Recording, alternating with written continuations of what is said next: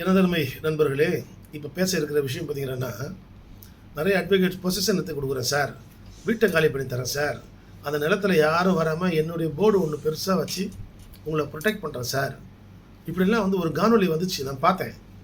So இதே போலலாம் நீங்கள் செய்கிறதுக்கு அட்வொகேட்ஸுக்கு ரைட் இருக்கா சார், உரிமை இருக்கா? அல்லது உங்களுக்கு சட்டம் அந்த மாதிரி வழக்கறிஞருக்கு தனியாக அதாவது ஸ்பெசிஃபிக்காக உங்களுக்கு ஏதாவது ரூல் இருக்கா அப்படின்னு நிறைய பேர் கேட்குறாங்க. அதனால் இது இளம் வழக்கறிஞர்களும் தெரிந்து கொள்ள வேண்டும். ஏன்னா முதல்ல தொழில் பண்ணுறதுக்காக, தொழில் கற்றுக்கிறதுக்காக வேகமாக ஒரு சூடான ரத்தத்தோட உள்ளே வரீங்க. இதை போன்ற காணொலிகள்லாம் நீங்கள் பார்த்து இளம் வழக்கறிஞர்களுடைய படிக்கின்ற அந்த மனசை கெட்டு போயிடும். அப்படி ஒரு சொத்தினுடைய சுவாதீனத்தை வழக்கறிஞர் ஒருவர் உள்ளே போந்து அடாவடித்தனம் பண்ணினா எடுக்க முடியாது. எடுத்தீங்கன்னா உங்கள் மேலே ட்ரெஸ்பாஸ் இருக்குது, கேஸ் பாயும். ரெண்டாவது, பார் கவுன்சில் சட்டப்படி உங்கள் மீது நடவடிக்கை எடுத்து உங்களை ப்ராக்டிஸ்லேருந்து சஸ்பெண்ட் பண்ணோம். நிரந்தரமாக கூட உங்களை ப்ராக்டிஸ்லேருந்து ப்ரொஃபஷனல் மிஸ்கான்டாக்ட் அப்படின்னு சொல்லி சஸ்பெண்ட் பண்ணலாம். அதுக்கு அதிகாரம் இருக்கிறது.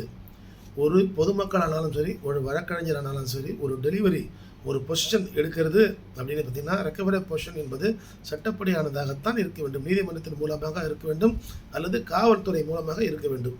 ஒன்று போலீஸ் மூலமாக சட்டம் என்ன சொல்லியிருக்கிறதோ அதைத்தான் செய்ய வேண்டும். அப்படி இல்லை என்றால் நீதிமன்றத்தின் மூலமாகத்தான் நீங்கள் வரணும். அதை விட்டு நீதிமன்றத்தின் மேலே வந்தால் லேட்டாக தான் ஆகும். அதுக்காக நீங்கள் ஒரு தேர்ட் பார்ட்டி மெத்தட்லாம் தேர்ட் டிகிரி மெத்தட்லாம் யூஸ் பண்ணிங்கன்னா அந்த வழக்கறிஞர் தொழில் தான் போகும். வழக்கறிஞரோட போர்டு கூட பார்த்தீங்கன்னா இப்படி தான் இருக்கணும், இந்த சைஸில் தான் இருக்கணும்னு சட்டம் இருக்கிறது. சினிமா போஸ்டர் மாதிரி எல்லா இடத்துலையும் போர்டு வைக்கக்கூடாதுன்னு சட்டம் இருக்கிறது. அப்படி இருக்கும்போது வழக்கறிஞரோட முகம் போட்டு பெரிய ஒரு பேனர் வைக்கிறதுக்கெல்லாம் சட்டத்தில் எந்த இடமும் கிடையாது.